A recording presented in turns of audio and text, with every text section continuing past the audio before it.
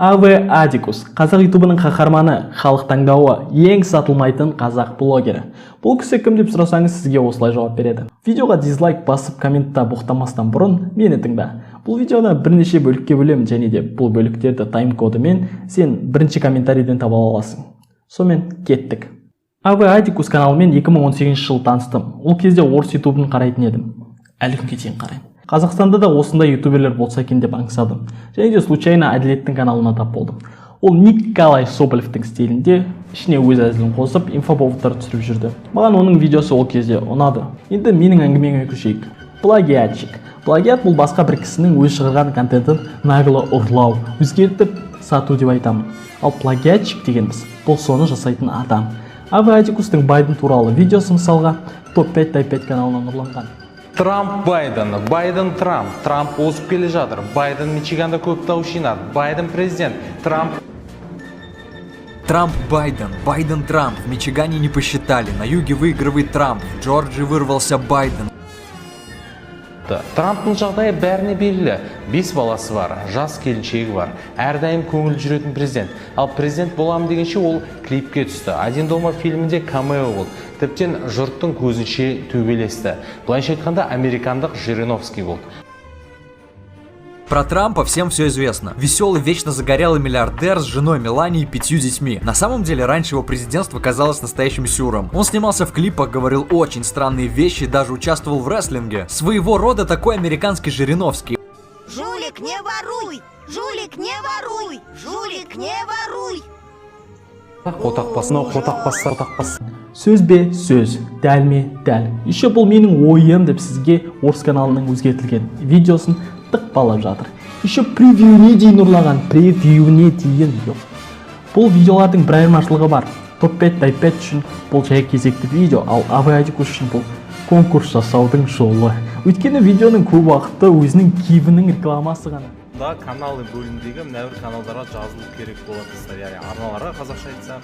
Иә, біз осы соңғы видеоның сілтемесін әдеттегідей алып, алаяқ блогерлер мен әншілер көбейіп кетті. Қайырлы кеш достар, сіз блогерсіз ғой, ақшаны қайдан табасыздар? Сұрап жататын достарым бар. Яғни сіздерге айта кетейін, менде арасында онлайн ойындардан ақша табатын бар. Бүгінгі чек, яғни 68 000. Лохотрондардың 15 секундтық интеграциясы бір бөлек жайт, ал өзіңнің ойыңды сату бөлек жайт. Бұл видео архитекторы будущего туралы видео. Видео толығымен сатып алынған. Бұған дәлел дәл сондай сатып алынған жұрттың баласының видеосы. Егерде оны кім білмесе, ол дейтін Әділеттің орысша түрі. Орысша пародиясы, орысша ұқсас өшім екеуінің видеолары. В общем, Әділет пен жұрттың баласы екеуі бір ай бұрын болашақтың архитекторлары туралы видео түсірді. Оларды мақтады, олардың сериясына ссылкасын қалдырып кетті. Біреу айту мүмкін, енді олардың екеуіне де ұнаған шығар, қайдағы сатылған деуі мүмкін. Екеуіне ұнағаны соншалық, екеуі де бірдей превью, бірдей текст, бірдей видео уақытымен салды. Егер де мен қателеспесем, екеуіне де архитекторлар қомақты қаржы төлеген. 250 000, 500 000, миллион. Бұны тек Әділет пен жұрттың баласы мен архитекторлар ғана біледі. Welcome to the club, buddy. Манипулятор. Аве Адикус өз видеоларында сынға келмейтін кликбайтты превьюлер жасайды. Мысалға мынау. Бұл жай ғана менің атап айтқандарым, негізі олар өте көп. Бораттың петициясы. Бораттың петициясы шынымен көмектеседі деп ойладыңыз ба? Есі дұрыс адамдар жоқ дейді, конечно. Аве Адикуста петицияның ешкі көмектеспейтінін білсе де жасады. Борат 2 фильмі шықпасын деп петицияға уже 100 000-дан аса адам қол қойды. Егер сіз әлі қол қоймасаңыз, комменттегі сілтеме арқылы Telegram каналыма өтіп, сол жақтағы сілтеме арқылы кіріп қойыңыз. Өйткені әрбіріңіздің қолыңыз дәл қазіргі сәтте маңызды.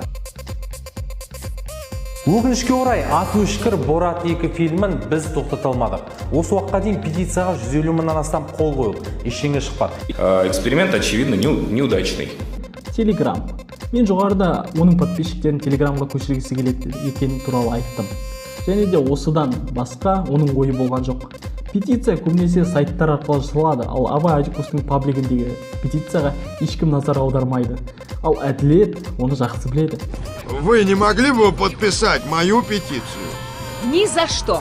Я ненавижу вас, чертовы либералы. Маған хайп керек емес. Құдайға шүкір, менің тұрақты да сүйікті қолдаушы көрермендерім бар. Жалпы хайп деген ол белгілі бір трендтегі нарыққа қосылып кету, шыққан етіп жағаласу, көрпені өзіне қарай тарту. Ал бұл тақырыпта мен өзім қозғап, бүкіл қазақстан шулап тұрмын. Маған хайп керек емес. Блогерлер туралы видеосында ол хайп қуып жүрген жоқпын дейді. Вообще хайп қуып жүрген жоқпын дейді. Маған хайп керек емес. Маған хайп керек емес. Маған хайп керек емес.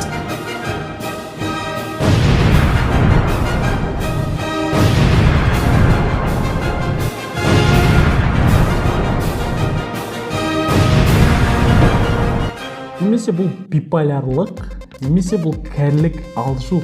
Егер де біз оның видеосына үңіліп қарайтын болсақ, ол хайп жинаудан басқа ештеңе істемейді.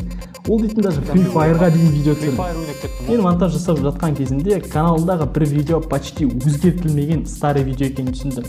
Жай ғана кликбейтті превьюшка жасалған дәл сол видео.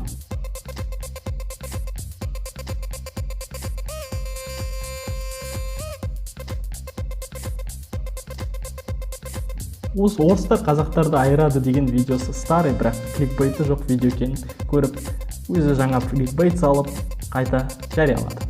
Қорытынды. Мен әділетті қазақстандық Николай Соболев деп ойлап едім. Бірақ екеуін ажырататын бір нәрсе бар.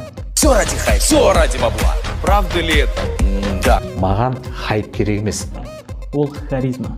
Соболевте харизма бар, оны қараған қызық, ал әзілдері өткір. Ал әділет бұл жай ғана коммерциялық проект, шабашка, ресурс. Қазір ютубын көтерейік, алға дамытайық деген сөздері қазір күлкімен немесе жынданып қарап отырған шығарсыз. Түсінемін. Кумиріңе сенесің, бір тұтасың. Әр видеосын үзбей қарайсың, ал ол сені малдан артық көрмейді. Бұл видеоны жаңағы Абадикус видеоларын жіберген жігіттер мен қыздарға жібердім. Менің каналыма подписка жасайын десеңіз, бір нәрсе айтайын. Бұл канал ойын, кино, техника туралы айтады. Егер де ол тема қызық болса, тіркел. Ал егер қызық болмаса, онда өзің біл. Қош, сау болыңыздар.